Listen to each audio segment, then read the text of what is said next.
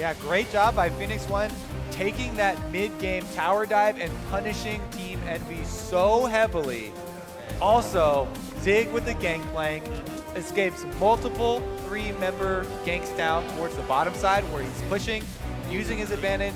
He's able to escape plus teleport in to get that game changer for the team. That's all you want from your split pusher. He's able to take the pressure from the enemy team and then come join for the objective. Yep. Much better game for them in game number 2.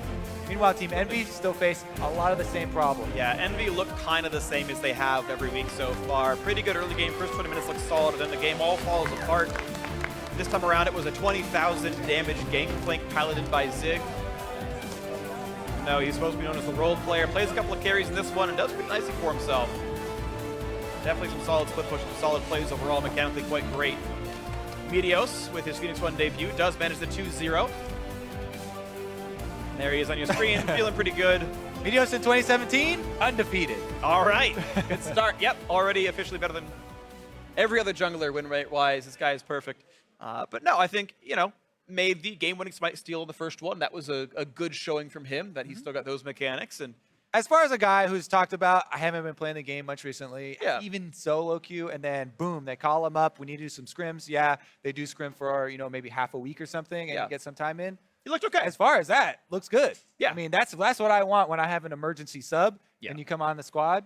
Yeah. Right. The goal is not, for those who didn't kind of hear the story, is not to keep him around forever. He is filling in for a Nori who can't attend this week. We assume and hope that he was traded to the team, so maybe they build him up. I mean, he is officially part of the roster. Yeah, maybe for some reason if they don't want a Nori anymore, I don't see why. I feel like a Nori has been a better player so far this split, but yes, okay, Meteos is on the roster, you know, for sure now. He's officially a Phoenix One member, but again, the goal is that Phoenix One would typically stay with a Nori maybe in the next week or so.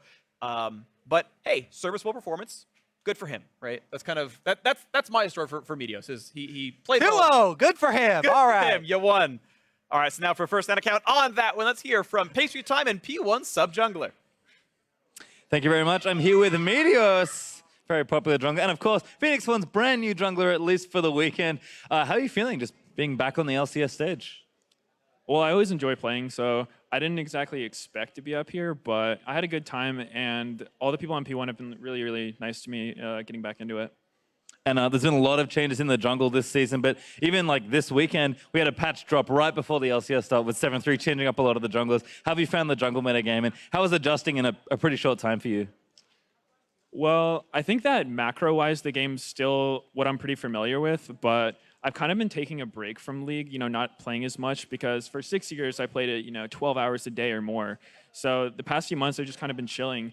And so I think my mechanics are pretty bad. You know, I was doing a moderate bit of feeding in those games, but you know, it happens. I'm glad we could get the win anyway. And of course, you do play your old team Cloud9 this weekend as well. You're sticking around at least for this whole weekend. What are your thoughts moving into that match? You know, I saw FlyQuest play against C9 last weekend. I was like, I want to do that. It looks fun. But no, I mean, C9 looks really, really good now. Still friends with like almost everyone on the team. So it'll be a fun match. I've never had to play against them. You know, me and Sneaky going at it outside of solo queue. So it should be fun. I'm never going to stop ganking bot. Well, looking forward to see that. One last thing for you. I know you said you've been streaming a lot recently. I believe you had something special to say to one of your subs. Oh, yeah. Shout out to Blue Shark 193. He's the sub who drafted me in fantasy, even though I wasn't planning on playing at all. And hope I got you some points, dude. Well, there you go. Thank you very much for the fantasy points. Thank you, Meteos, and congratulations on the win today. Back to the analyst desk to wrap out the day.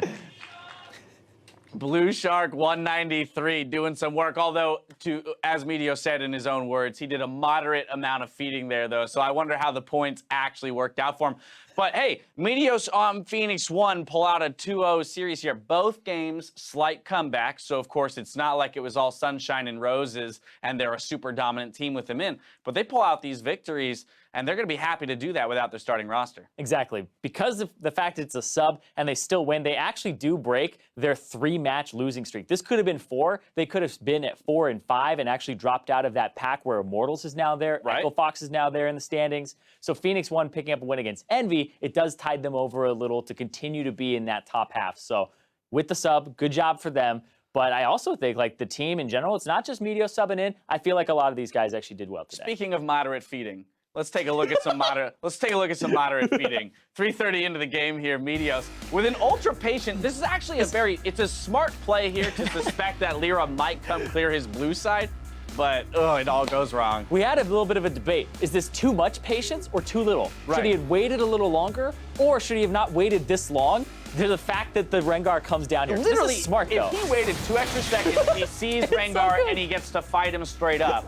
if he had gone sooner to the Wolves, he just clears the Wolves, leaves, and then Rengar has nothing to clear. Yeah. So kind of sitting in that middle ground is what really screwed him over, as well as the rest of his team. Yeah, also, like, he doesn't have to cocoon there. He can actually just go straight for the blast cone. Then he gets knocked over the wall. Now he's kind of screwed at this point. Yeah, like, this is... I don't know what's happening This now. is beautiful. Hey, smites for the Scuttle. He actually does a fantastic Yeah. job of living as long as he can.